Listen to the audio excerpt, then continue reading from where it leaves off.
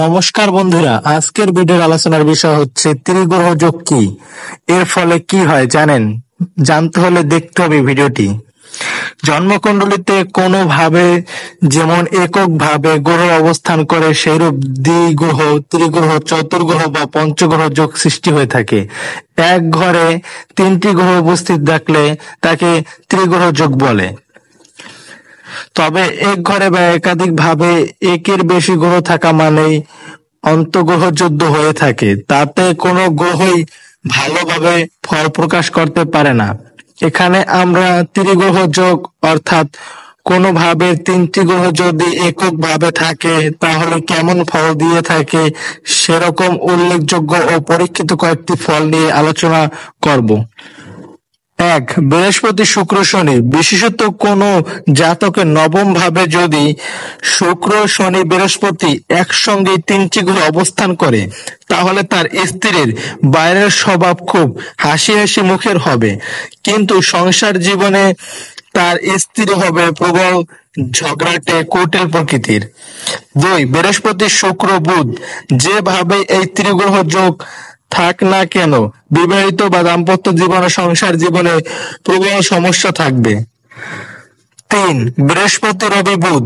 যদি বৃহস্পতি ও রবি শুভভাবে থাকে তাহলে হলো রাজযোগের ফল দেবে। এই বৃহস্পতি, রবি, বুধ পঞ্চম ভাবে থাকে তাহলে আর্থিক ভাব খুব উন্নত অবস্থায় না রাখলেও কোনোদিন অর্থের অভাব হবে না। এই তিন গ্রহের লোক জেলে থাকলেও রাজার মতো থাকবে। এই তিন গ্রহ যদি দ্বিতীয় ভাবে থাকে, তিনটি গ্রহ বলতে বৃহস্পতি, রবি, বুধ যদি দ্বিতীয় ভাবে থাকে, অর্থের জায়গায় থাকে, সে তার স্ত্রী সেভাবে ভালোবাসবে না, অর্থের দিকে মনোযোগ থাকবে।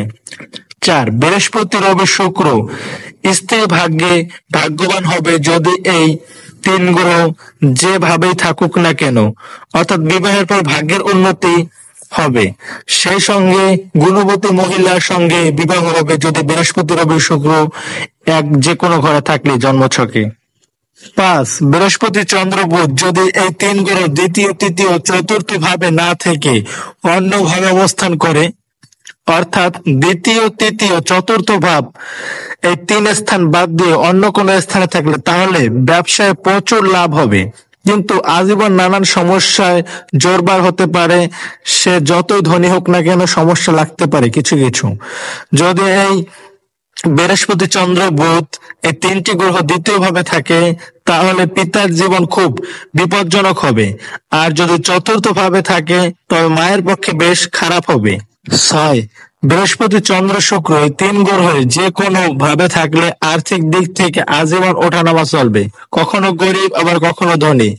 আর গ্রহগুলি যদি শুভ ও বলবান হয়ে থাকে সপ্তম ভাব বাদে বাকি যেভাবে থাকবে শুভ ফল দেবে, কিন্তু বিবাহের পর বেশ কিছু অর্থ সম্পদ নষ্ট হবে। আর এই তিন গ্রহ যদি সপ্তমে থাকে সেই জাতক প্রজাপতির মতো মহিলাদের পিছনে ছুটবে। এই তিন গ্রহ অর্থাৎ বৃহস্পতি, চন্দ্র, শুক্র এই তিনটি গ্রহ যদি দ্বিতীয় ভাবে থাকে আর মঙ্গল যদি নিচস্থ অবস্থায় থাকে সে সন্তানের মুখ থেকে বঞ্চিত হবে। সাত, বৃহস্পতি, শনি, রাহু কম বেশি খারাপ ফল দেবে, তবে খুব খারাপ হবে যদি দ্বাদশে থাকে এই বৃহস্পতি, শনি, রাহু গ্রহ একসাথে। এই দ্বাদশে থাকলে বৃহস্পতি অনেকটা চোরের মতো, রাহু হচ্ছে প্রতারকের মতো, আর শনি হচ্ছে সাপের বিষের মতো। এই তিন মহারাজ যদি দ্বিতীয় ভাবে থাকে তবে বাবা, কাকা ও ঠাকুরদা তিনজনই আত্মহত্যা করে মারা যাবে। আট, বৃহস্পতি, মঙ্গল, বুধ এই তিনটি গ্রহ যদি অষ্টম ঘরে থাকে, রাহু যদি একাদশে থাকে আর কেতু যদি পঞ্চমে হয় তাহলে জাতক জাতিকার পুত্রহানি বা পায়ের কোনো গুরুতর রোগে ভুগতে হতে পারে। ভিডিওটি ভালো লাগলে অবশ্যই লাইক, কমেন্ট, শেয়ার করবেন। নতুন নতুন ভিডিও পেতে অবশ্যই চ্যানেলটি সাবস্ক্রাইব করবেন। ধন্যবাদ বন্ধুরা।